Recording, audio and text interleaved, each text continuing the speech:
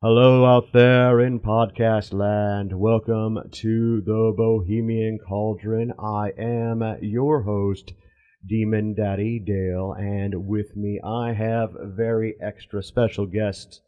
I have Lorelei and Dave. How are you two doing today? Fine, thank you. Great. Excellent. Yay. I'm so glad to hear that. A thing we like to do here at the Cauldron is right before things get underway and we speak about our topic at hand, which is an interesting one and one that I have not heard many other, if any, other podcasts talk about. And so Yes. But before we go into that, I'd like to get to know the guest a little bit. So, what got you started down your current paths of spiritual guidance, of the magic? How did the magic introduce itself into your lives? It happened when I was in college. Magic. I was taking one class because I thought it would give me the discipline to succeed in college. And boy, did it help me succeed in college and later in life. I met my professor who became my mentor, eventually married Dave and me further down the line. But that is very cool. Started out a couple of classes and it just kept coming up and it just kept coming up and coming up and coming up. And before you knew it, I was researching and learning as much as I could about it and really making an impression on myself. Yeah, and I met Lorelei in college. That's where I got exposed initially as well. And then after we got out of college, we continued to get involved, going to seminars and conferences and such. Seminars and meetings and conventions and traveling to do this. Not extensively, but a little bit. Oh yeah, it's not necessarily a small world, the one we populate, but it is surprising on the characters you will meet continuously time after you start going to these conventions and things. It's quite fun, really. Dale, it's a small world until you go to dust it. Okay. Tell me about it. You mentioned it, now you have to talk about it more. It boils down to there are no coincidences. That's your small world. It's not coincidental. You're here doing the magic to do the magic. That is very true. So, what is it that you do exactly? Well, this is where we insert our disclaimer. Oh, go on. Cultural appropriation is a big deal these days, and I want to make it plain. Make it plain that we did not culturally appropriate this. We just came upon it and we're using it. You know, you can't have your toolboxes censored. So, before anybody gets their panties in a bundle, I just want to say that we haven't done the training to become official spokespersons for this. We just came across a system and daggone it works, and we're going to let it work.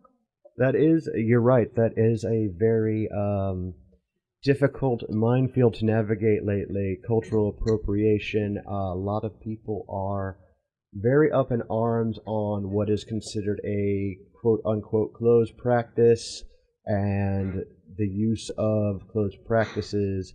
It's not so much that I find that people are against use of that. It's when people purport to be experts in things that they haven't spent the time and effort in learning more about and training about, but from our previous conversations on this topic that we're about to bring up, I will have to say that I believe you have done your due diligence on this. So, what is it that we're talking about today? First of all, thank you. Second, we're going to talk about some Huna. Huna. Now, Huna, that is Hawaiian, correct? It is Hawaiian. It's what Max Freedom Long called a psycho-religious system. Oh, I like the sound of that. That does sound interesting. All right. So, give us a brief rundown on how you came across this to begin with. We did. If the college and everything? Oh, excellent. All right. That makes a lot of sense then. Okay. So, you found this particular topic and you wanted to give us all like a nice intro on exactly what this means. So, first question is, what exactly is a Huna? A Huna is a system for spiritually and magically getting yourselves or souls aligned. It's a system of breathing to generate a force, we call it mana, and then sending that mana to your higher self so that you can accomplish your healing, your bringing your prayer picture into fruition, creating your own miracles.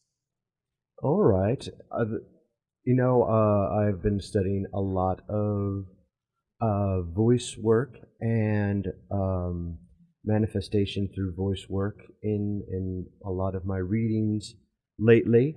So I am semi-familiar with that aspect.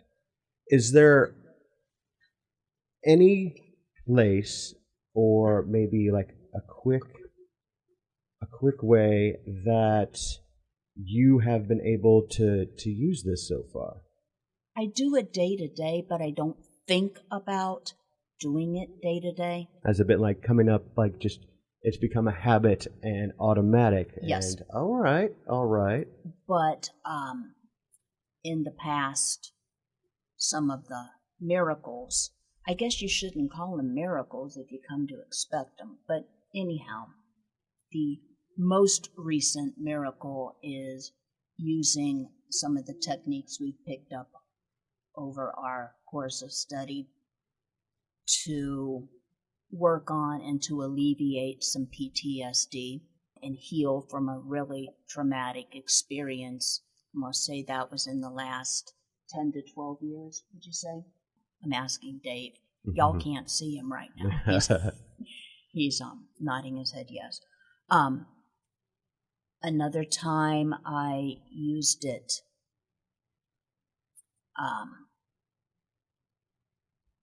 I was blessed to get a National Endowment for the Humanities summer seminar. That was a grant for over $5,000 to go and study in Gettysburg. Not study Huna, but further my education in Gettysburg, Pennsylvania. I used Huna to meet the B-52s and to meet Annie Lennox. Sounds like it'd just be worth it all on its own. An absolute miracle, yeah. Dave, how have you used it? Well, I've used Huna a lot for, there's a concept called Aka, where it's an energy cord where when you touch someone or when you speak with someone, it creates a cord through which energy and communication can travel. And those cords can be beneficial. They can also start to kind of clutter up your life and kind of overwhelm you. And suck your energy. So there's a process of cord cutting, which kind of frees you of and allows you, more energy for the things you want to do going forward. So It cuts your energy drains. I use it a lot for that. Cord cutting has become a really big exercise out there that I've noticed, and it is excellent on that sort of thing, on removing those energy drains from you and actually keeping you as whole as possible. And I noticed, and I hate to, well, no, you know what? I don't mind using it. The astrology out there recently with Saturn and Jupiter recently coming out of their retrogrades, I believe. I do wonder if you have been able to use this in your divination practices. Does this help when communicating with clients on asking about things coming in their, I hesitate to say future, so we'll go ahead and say in what is revealed to them? I guess what I'm asking It's is a very difficult question, and I do have a real good way to seg Huna into the Lover's card, which I'd like to spend more time on. Let me kind of cut to the chase. Maybe this answers your question. If not, nothing you do changes your past. Everything you do changes your future. right. And when you are connected, when your selves are aligned, your high self has access to the future. You're giving your prayer picture to the high self to direct your future. Okay, yes, that does make a lot of sense. And you've been using this term, prayer picture. Can you tell us a little bit about what exactly is a prayer picture? A prayer picture is what you form in your mind, and you is basically stating intention visually in your mind, in your third eye. You're going to come up with this prayer picture. You're going to put your force, your mana with it. You're going to step back. Your middle self is going to step back. Your low self, derogatory term, but your low self is going to take that to the high self, and high self is going to generate, manifest what you've created, and then the miracle happens. Let the rain of blessings flow. But you want to think about the Rider-Waite depiction on the tarot card. Okay. The Lovers. The male figure is your middle self. That's your rational self. That's the thinking part of you. His eyes are going over to her. The female figure is your subconscious self. That's your low self. That's your intuitive. When I say non-rational, I don't mean irrational, but your non-rational animal soul or part of you. And what is she doing? She's going and looking at the angelic figure. That's your high self. The Lovers is Huna. All right, I can see that. It's a very interesting kind of juxtaposition because a lot of Western traditions view the rational mind as a lower self, whereas intuition and things as a higher form. Thus, the ego is it's odd. I say it's odd because it seems like in this form it's the ego looking to the id who's looking to the superego as opposed to the id, or I should say Instead of the other way around. yes, instead of the other way around. Instead of the id looking to the ego looking to the superego, the id developing into the ego developing into the superego. You're all connected, or ideally you're all connected. And I think you are. It's maybe just your perception of it. Anyhow, rational mind likes to think that it's connected to the super conscious, to the high self. And it is, but it doesn't communicate directly.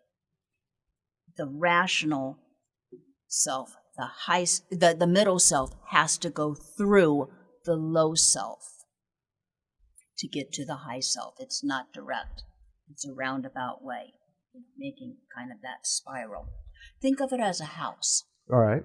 Your low self is down in the basement. Your middle self is the living area. And the high self is the roof. You got to go down to the basement to get to the attic. That is a very, yeah, I mean, it logically doesn't make sense, but that's kind of the point, really, isn't it? It doesn't make sense, but it makes perfect sense. Yes. All right. I like this. I like how that is stated. That is pretty. That's pretty intense and a really interesting way of looking at the world, especially being shown what we were taught through our entire lives, and just to kind of flip it on its head, essentially, is just amazing. All right, so our middle self connects to our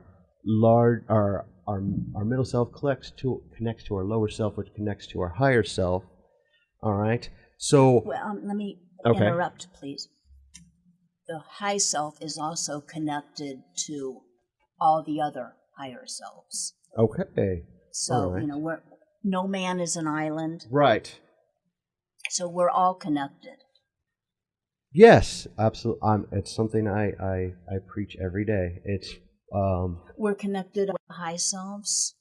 See that? We just touched, and we created an aqua cord, so we're connected, Dale. Yes. I mean, I do get it. I get it.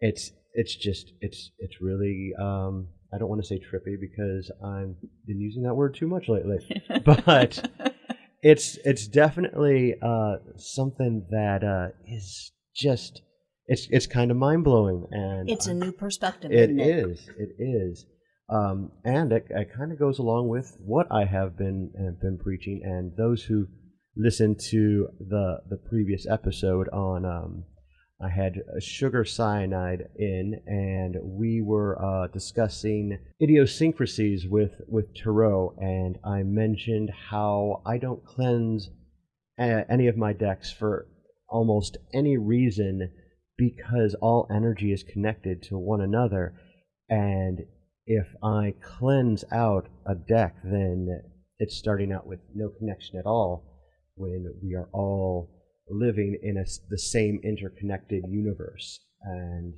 even people on opposite sides of the world have some sort of connection with each other. That is an excellent way of putting it. Thank you. Oh yeah, absolutely.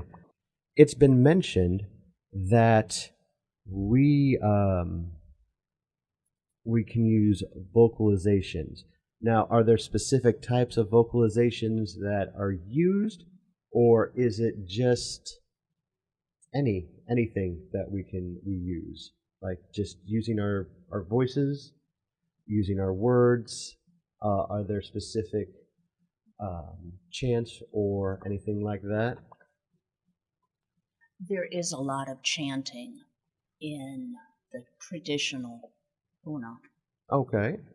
I don't expect you to really, but so does that lend itself to modification of, not being a native to the Polynesian islands?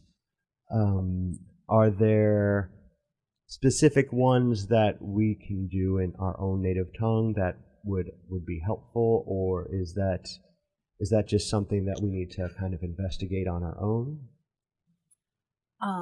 I will say that the more you can get the attention of the low self, Okay. that's going to involve it more. Remember, the low self is how you get to the high self. So you got to get the attention of the low self, and chanting, lighting candles, ritual, all of this gets the attention of the low self.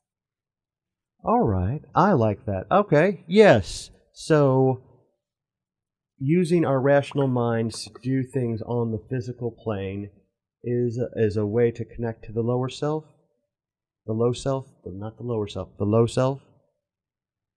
And these particular rituals and chanting and items like that will help us get the attention and connect with our low selves, allowing our intentions to go to our high self. Yes, and don't forget breathing. Yes, breathing. Okay. Intentional breathing. In Hawaiian, the word aloha means to go with breath. The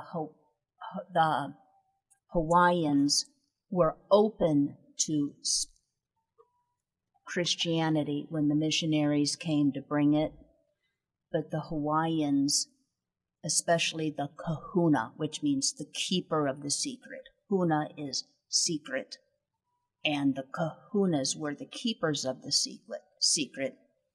The kahunas noticed the Christianity and the Hawaiian beliefs were, like this, I'm crossing my fingers there or interlacing my fingers there, worked well together, but the Hawaiians noticed that the Christians were not breathing in their prayer. Ooh, okay. All right.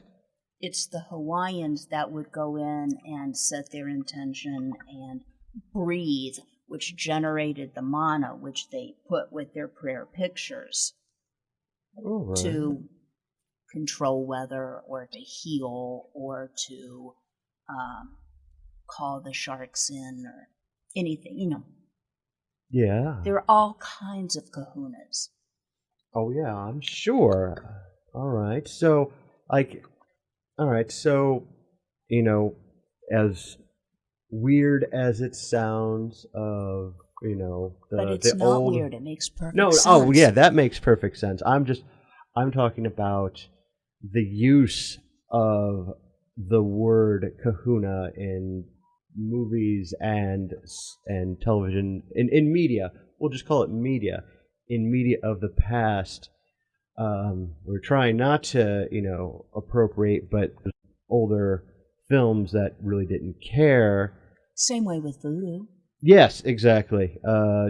Just kind of, while representing what it would be, is also at the same time kind of disparaging what it is. But they're not misusing the term kahuna as like maybe someone who would have a special knowledge and a special Respect secret for it. Yes. All right. That's very interesting. So I'm thinking about, how the thinks it wants something, but then the low self isn't on board. The process isn't going to work. You might rationally think you're doing something, but if the low self isn't on board, the communication's broken. Dave brought up, what if you're not getting the results you think you ought to have? That's the middle self and the middle self's expectations. Perhaps when you're not getting the results you want, it's because the low self isn't on board. When the low self and when the low self and the middle self work together, you have something called praxis. All right, go on about this praxis. Okay, praxis is what you want. It's a term I've heard Frater Xavier on YouTube use. When you're not getting your results, it's because the middle and low self aren't working together. For example, let's talk about weight loss. It doesn't have to be an obsession, but it comes up a lot in my life. Weight loss. Maybe you want weight loss. And you think, well, I want to weigh a certain amount, but maybe the low self is happy with the weight you're at and doesn't want to go to a lower weight. Low self's going to give you cravings. Oh, I'm just going to stop at Emo's on the way home. I'm just going to hit some fast food drive-ins. Piece of candy's not going to hurt, 40 times a day. Right, yes. That's not praxis. Mm-mm. Low self wants to weigh one weight. Middle self wants to weigh another weight. They're not on board. You're not going to have the results you want. Yes, that could be a probably a troublesome thing to get through. Maybe you want to be a millionaire, Mm-hmm. but low self Doesn't care about material wealth. that's an excellent way to put it. Yes. Make sure you're both on board. When I say you're both, meaning your low self and your middle self are on board with your prayer picture. Okay. All right. That does make a lot of sense. How do you know what your low self wants? You can communicate with it with a pendulum. Ooh, okay. Pendulum work, yeah. See, low self's going to be attracted to that because it likes shiny magic things. You can get its attention. You can get yes and no answers. You can get the information you need from the low self. The low self is in communication with your high self. Maybe you can get answers from the high self with the low self's cooperation. All right. That does make a lot of sense. I mean, if there's always the intermediary, what I call the Joe Pesci effect. It was what was it? It was an old Carlin, I believe, and he says that I see praying to a higher power kind of like praying to Joe Pesci. That hey Joe Pesci, I want this movie role. Well, then Joe Pesci either heeds your prayer or he doesn't heed your prayer. And I always thought, well, that's all well and good, but a lot of times something like that would just require an intermediary to kind of connect you to, and that would be what the low self is essentially doing to the high self or to the Joe Pesci. The intermediary definitely deserves more than 10%. Oh, absolutely, absolutely. I think we're gonna go ahead and wrap this up for now. Any other last points that you want to bring up? No. All right, you. excellent. No, thank you. All right, so so where can we find you? I'm gonna do a tarot social at Alchemy on November 5th. Yes. It's gonna be a great time. All right, I can't wait. I cannot either. I'll be one of Alchemy's readers at a Halloween party on November 6th. Get a hold of Alchemy. Alchemy can get a hold of me. Oh yes, we are big. Well, we essentially stem from Alchemy Gallery and Magical Supply Shop in Main Street, Festus. So that is the perfect way to find out a calendar of events there. I'd like to thank Lorelei and Dave for coming in today. Thank you. Thank you. I want you all to stay magical out there. And now, Dale, you say. Dale is infallible.